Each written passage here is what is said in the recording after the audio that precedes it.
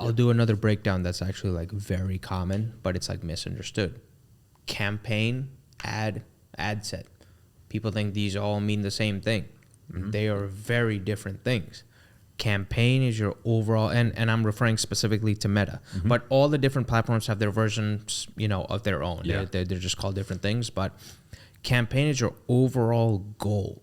Like, what are you setting the objective to? Is it lead gen? Is it brand awareness? Is it an ad? Then is one of the many different ads that you create to reach that goal. So there are multiple ads within each campaign. There's multiple ads within each campaign. Now, within each of those ads to reach that goal, there's different objectives of how you can reach that goal, and those are called ad sets. So there's multiple ad sets. There's like a family tree of ad sets, which are often split campaigns. So when you hear the word split campaigns, they mean testing different ad sets. Not ads, ad sets within the ad.